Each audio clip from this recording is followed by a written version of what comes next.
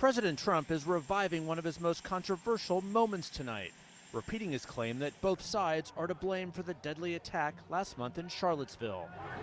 Flying back to Washington from Florida, the president speaking to reporters aboard Air Force One about his meeting Wednesday with South Carolina Senator Tim Scott, the only black Republican in the Senate. We had a great talk yesterday.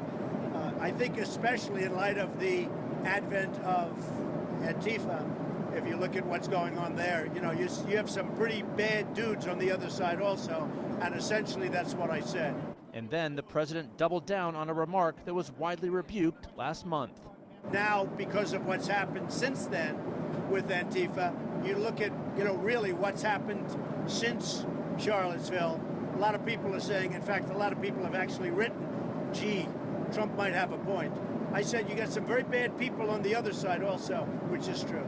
The comments today brought to mind this moment from Trump Tower when he was sharply criticized by military leaders, business executives, and members of his own White House team. Yes, I think there's blame on both sides. You had a group on one side that was bad, and you had a group on the other side that was also very violent.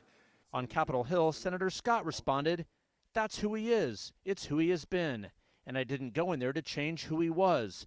I wanted to inform and educate a different perspective. I think we accomplished that, and to assume that immediately thereafter he's going to have an epiphany is just unrealistic." All this as the president sparked new outrage from conservatives after eyeing a deal with Democrats to allow Dreamers to stay in the U.S. The president defended the move earlier today in Florida while inspecting Hurricane Irma's devastation. We're not looking at citizenship. We're not looking at amnesty. We're looking at allowing people to stay here. We're working with everybody, Republican. We're working with Democrat. I just spoke with Paul Ryan. He's on board. Everybody's on board. Not everybody. Back at the Capitol, this is how Speaker Paul Ryan described it. First off, there is no agreement.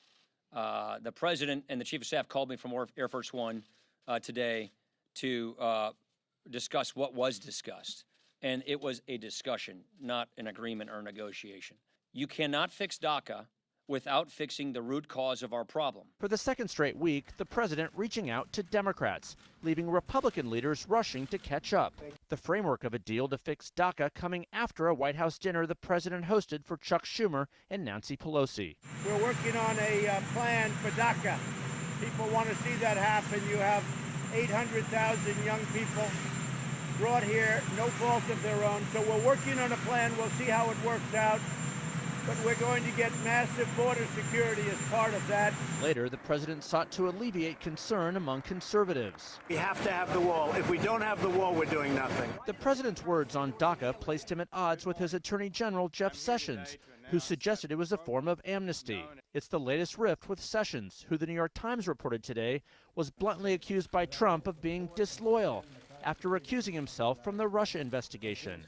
Sessions described being dressed down in the Oval Office as the most humiliating experience in decades of public life.